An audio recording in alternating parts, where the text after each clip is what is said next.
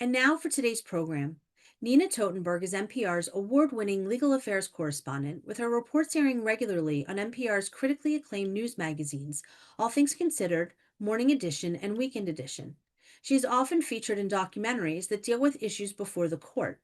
Nina has won many awards and was named Broadcaster of the Year and honored with the 1998 Saul Tashoff Award for Excellence in Broadcasting from the National Press Foundation. She is the first radio journalist to receive this award. Nina has been honored 7 times by the American Bar Association for continued excellence in legal reporting and has received more than 24 honorary degrees. Nina is the author of the book Dinners with Ruth, a memoir on the power of friendship, which chronicles her nearly 50-year friendship with the late Supreme Court Justice Ruth Bader Ginsburg, as well as other important people in her life. Nadine Epstein is an award-winning journalist and author. Since 2004, Nadine has been the editor-in-chief and CEO of Moment magazine, which was co-founded 50 years ago by Elie Wiesel and Leonard Fine. Nadine is also the founder and executive director of the Center for Creative Change. Her most recent book is RBG's Brave and Brilliant Women, 33 Jewish Women to Inspire Everyone, which she wrote in collaboration with the late Supreme Court Justice. Please welcome Nina Totenberg and Nadine Epstein. Let's delve right into one of the maybe most consequential constitutional decisions that's in play right now. That's birthright citizenship. The court's recent decision is often portrayed as a win for the Trump administration, but what about this surprised you? And would you be surprised if the court actually ruled in favor of birthright citizenship? No, I would expect the court to rule in favor of birthright citizenship. It's not only established in the Constitution very clearly, the text is very clear, but also the Supreme Court 127 years ago upheld birthright citizenship in an era in which there was a lot of anti-immigrant sentiment. And so you would have to undo a precedent of 127 years ago that was much closer to the time that the 14th Amendment was enacted, which conferred birthright citizenship. And every judge to have ruled on it directly has found that it is clear and that the president's notion that it doesn't apply to every child born on U.S. soil, that is a mistaken view. That said, the only thing that surprised me about this opinion, because the Trump administration went to the Supreme Court and said, look at what's happening to us everywhere. These district court judges are going nuts on us, and they're blocking all of our policies, and that is not what the Constitution intended. And in this case, and I think they chose in this case to do this particularly forcefully because they had a fair notion they might lose on birthright citizenship. And in this case, this is a perfect example of federal judges making policy for the whole country with a single district court judge. We should not allow that. That is not in the Constitution. That is not what is intended. And by a 6-3 vote, they prevailed on that question. But the interesting thing is they never asked the court to rule on birthright citizenship. And the court, for some reason that I'm not entirely clear on, and I don't know what the answer to this is, didn't ask for that question to be briefed and argued. Maybe because it came right at the end of the term and having another huge case was just more than they wanted to deal with. But the court agreed with the administration that these judges couldn't do that, and that sent these cases back to be litigated through the normal process, which will take months, if not years. And it has continued to do that with lots of other so-called universal injunctions. That said, there are already class action suits that have developed that are in district court again, saying every child born in the U.S. on the Constitution is a U.S. citizen, and we need you to make that clear And in fact, in the first one of these class actions in New Hampshire, the district judge actually narrowed the question, because he said, obviously, children born to American citizens are American citizens, but he narrowed the question to the issue of a child who's born to parents who are not legally in the country, or who are legally in the country but on a temporary visa, for instance. And so when he rules on that, and the court said you can have class actions, and when the states file their class actions, states can't file class actions, but they can file as a group, and that's what they're doing. I suspect you're going to see that birthright citizenship will be preserved. It'll go all the way to the Supreme Court and get preserved there. Excuse me? It'll go all the way to the Supreme Court. Yeah, it'll go all the way to the Supreme Court because President Trump has long, way before he was ever president, thought that this had a different interpretation of the 14th Amendment than almost anybody else, any serious scholar. Okay, well, it's also been a really big term for church and state decisions with the charter school ruling and the opt-out ruling. Would these decisions have, surprised you 5 years ago? And what are some of the pitfalls, potential pitfalls that you see? Well, let's talk about opt-out first. Okay. Which is one of those cases where religious rights groups had I think, a somewhat legitimate beef, but it is a sort of extreme case because Montgomery County had books for elementary school children, storybooks that could be used in class that talked about that had LGBTQ characters and dealt with some questions about sexuality. And some parents objected to that and wanted an opt-out. The county actually initially had an opt-out, but found it was too disruptive. And so it got rid of it. And that the only thing left is which exists, I think, in every state almost, is that parents are entitled to opt their children out of sex ed classes, for example. But that's a whole class. This is much more difficult because this basically says that parents can pick and choose, at least until the court says something different and more precise. This means that parents can pick and choose what they want their children to learn. And what does that mean when you're talking about Darwin's theory of evolution in a science class? And you can see a lot of mischief happening, or school boards deciding that they want the most white bread, benign pablum for their students, not raucous discussions about, for example, the Civil War, or all kinds of things or literature. And so I think this is not entirely played out yet. This was a very specific thing. I don't know what will happen next, but certainly all kinds of religious groups are now very well funded to bring these kinds of cases. The other case I never would have thought would have been even a 4-4 tie, which is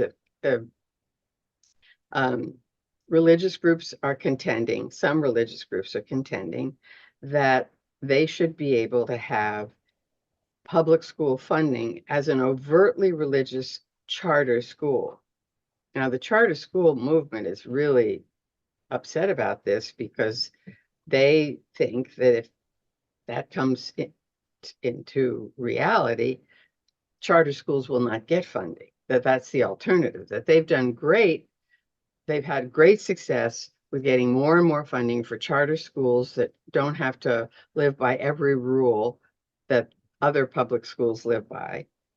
But if you can have a Catholic parochial school, which is what this proposal was from Oklahoma, funded entirely by the taxpayers, because it's now a charter school, I suspect that they're right, that a lot of states will decide to get rid of charter schools. And so I don't think this is quite played out entirely, especially since the court tied 4-4. So it didn't make a decision.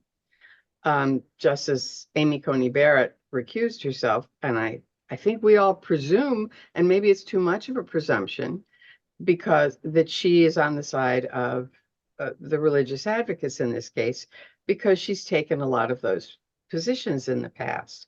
But we don't know that for a fact. And we don't even know who the fourth conservative was. The fourth justice was, who had to be one of the conservative members of the court. You might presume it's the Chief Justice, but maybe not. It could have been, it could have been Kavanaugh. It could have been anybody. But a tie vote means that the lower court prevails, and the state court here said this was clearly a violation of both the state and federal constitutions. Fascinating.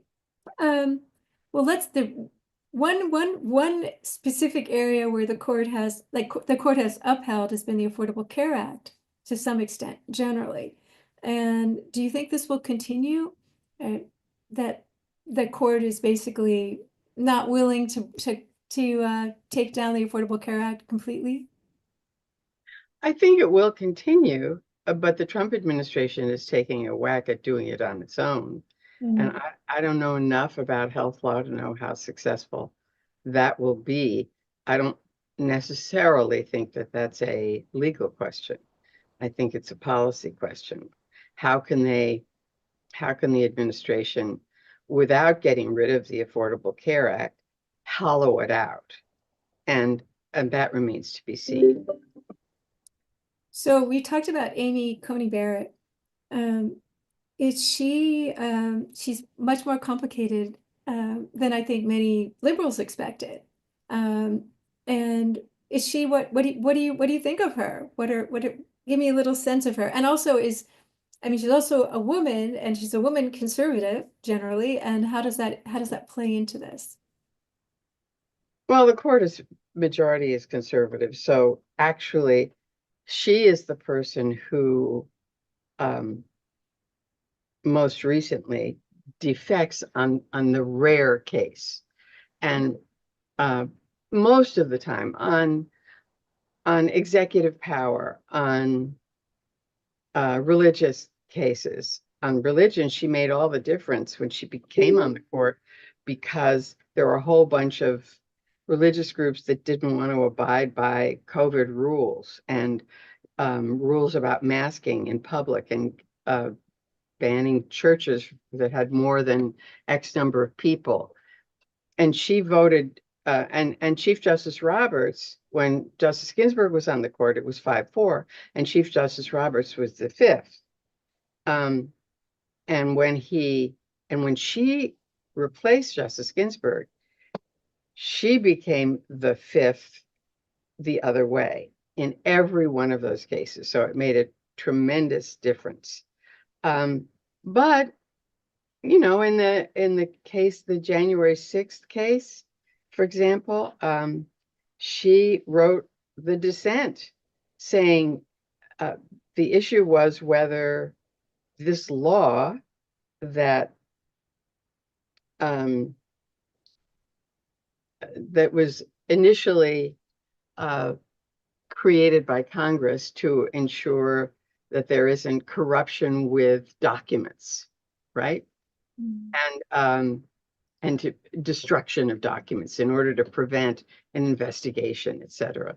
And so when the January 6th defendants said, that's not us, we're not Enron. This was in post Enron. We're not like Enron. And a majority of the court, all the conservatives except Barrett, said, well, it didn't explicitly say that. Apply to the counting of the ballots and who won the presidency.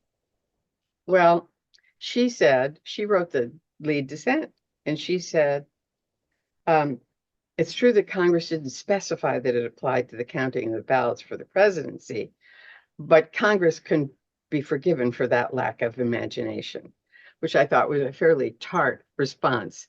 And so there are these occasional cases where she is not entirely with the court's conservatives. They are very rare, but she is a definite hardline conservative, but she has a mind of her own that is based on principle, it seems to me. And she is perhaps not quite what she's definitely not what everybody sort of predicted, that she would just fall in line on everything.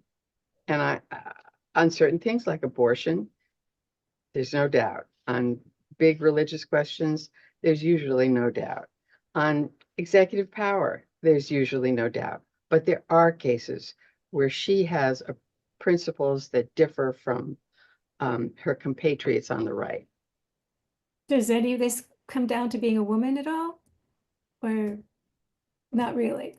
I don't think so. Mhm. I mean, I think there may be a case that I'm forgetting, but I don't really think so. I Or think Sandra she's O'Connor moderate very principled conservative, and her principles don't always align with the other conservative justices on the court. who are all male, yes. Which brings us to Ketanji Brown Jackson. She has really also kind of, made her own path on the court in a very brief time. And how is she different from all the other liberals? What's happening here with her? Well, to begin with, she talks twice as much, statistically, she talks twice as much as any other member of the court. And that's not always a good thing, I have to say, when you're trying to persuade others to be talking twice as much as every other member of the court. But I think she is increasingly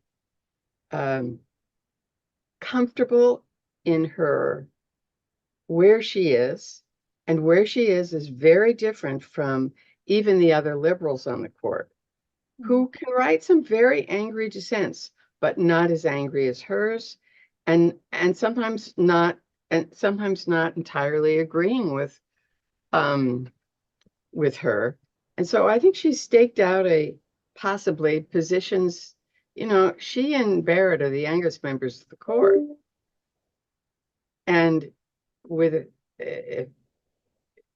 assuming they live to a ripe old age, they will live to see a very different court. And she may be writing for that in much the way that Scalia wrote that way, and succeeded a bit before he ultimately died, but has now succeeded wildly, I think, beyond even his imagination, when he was staking out what he thought was the right way to address a question. That's so true. That's so interesting. Is there anyone on the court you see retiring within this term? Or No, there's the occasional rumor. And then there was a rumor a few weeks ago about Alito retiring. And I didn't really believe it, but every time there's one of these, you got to chase it down. And I ended up waking up one of his friends in Europe at 3 o'clock in the morning because I had a cell phone, so I didn't. But it wasn't true, and I don't think it will be true for the foreseeable future. well, how do you stay calm as a reporter in the face of all these, dramatic or very possibly dramatic rulings, which you've been covering for quite a while? But this has been I'm not always calm. The question is, how do you, I have friends, I have liberal friends who say to me, how do you stand it? And the answer is, it's very interesting, and it's a hell of a story. And the calmness, you have to be on deadline at the same time that your epinephrine is way up, your adrenaline is way up, which it needs to be. I mean, just last week or the week before, I don't even remember what it was. Court did something important as usual, dropped something from the shadow docket at 4:45. And my boss said to me, we may have to file for the second feed. And I said, no, we will not do that. And I just banged something out, ran into the studio and did a two-way. So I don't believe in waiting for news. Well, you've spoken before about your friendship with the late Justice Scalia, and I'm wondering, would that friendship be possible today in this very polarized environment that we're living in? Well, but there's nobody like Scalia on the court right now. He was the most delightful, warm human being, unthreatened by people who disagreed with him, actually liked to engage in an argument, even with the likes of me. Um, and I learned a lot from him. I cared greatly for him. I just really loved him. I thought he was a marvelous, sweet human being. I know that may sound strange to some people. And when his son-in-law died of a heart attack at a very young age, I mean, in his 40s, and my husband and I went to the wake because we couldn't go to the funeral. I think we were relieved we were going somewhere. So we went to the wake, and I gave Nino a hug, and he just put his head on my shoulder and cried. And I cannot imagine any member of the court being that unguarded with me today. They're not like him. They're some of them are a bit of stiffs. There's no other way to put it. And these are people who, by and large, have been judges all their lives, most of their professional lives. And they're closer to what the Europeans have, which is a sort of it's like a career job. And they come up through the ranks that way. Now, in Europe, it's not as ideological as it is now on the Supreme Court, but they're not nearly as much fun to watch either, because they don't really, the chief has a pretty good sense of humor, but they're not very loosey-goosey, let's put it that way. What would Justice Scalia think of the court today? Well, he'd be delighted with the outcomes. And but he was a great seasoning on the court. He could write things that were really mean to people, actually. He wrote in one case, if I'd written an opinion, it was a dissent. If I'd written an opinion like this, I would have to put a bag over my head. And that was about Justice Kennedy's opinion, I think, in the same-sex marriage case. But there he was a few nights later having dinner with Kennedy and a few other friends. So, I've spoken often, as you have, and we both knew Justice Ginsburg. And I find many, many people, liberals, who come up to me when I'm speaking are very angry at her. And she was also another one of those amazing characters on the Supreme Court who, just who was a real personality. Mhm. But people are angry at her. And do you think that's fair? They were angry at her because she didn't retire in 10, 12, 14? 2014, I think. Mhm. And they're angry at her for that. And she'd probably be a little bit angry at herself today, too. But at the time, and it was President Obama who basically suggested to her that if she was going to retire, this was the time to do it. And she didn't do it. And she didn't do it because, and I'll give you the long answer, there are many aspects of this. One is human. Her husband had died, and the court was her life. And she was healthy, very healthy, and doing all kinds of stuff all over the world. And she didn't think that she didn't think that that the president would nominate would like that she would carry out her legacy would likely get through. And I think she was deeply suspicious also that Republicans, and remember at the time there was a filibuster, would filibuster the nomination because they were so possessed by the idea of capturing the court. And we saw that when Scalia died. I think, it's hindsight tells you a lot. I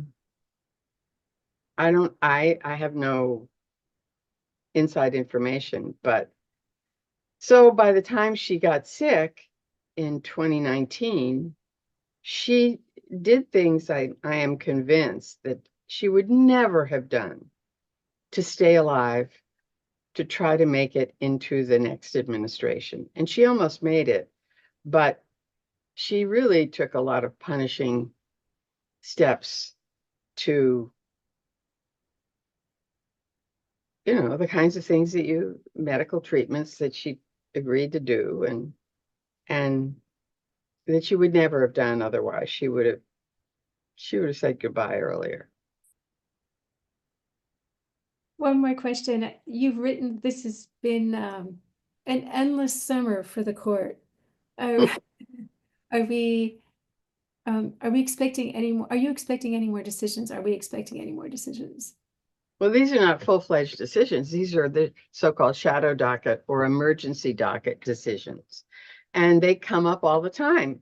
Every time you think you're done, you're not done. So I pre-write them both ways so we can get them up on digital fast. And the one you just told me, what was the one we were working on yesterday? Consumer products. Oh yeah, the Consumer Product Safety Commission, and whether Trump can fire the members of the commission whose terms are not up yet. And the answer almost certainly will be yes. It would be yes, not on the shadow docket. On the shadow docket, it'll probably be yes too.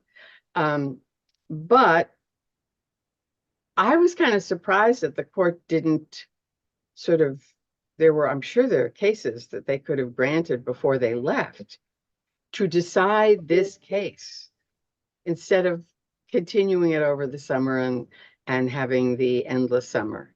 But we will not, I mean, let me assure you that I have told my boss that when I go on vacation in 2 weeks, somebody would have to drop dead for me to come back. Well, thank you so much, Nina. And Suzanne, are you coming back for a sec? Yep. Thank you. Thank Thank you, you for having Nadine. me. Yes, thank you, Nina, and thank you, Nadine, and thank you to everyone for listening to today's conversation. Please be sure to go to momentmag.com to register for our upcoming programs. And for our Moment supporting subscribers, you should now use the second link you received to join us for the special Q&A session with Nina. Thank you, everybody.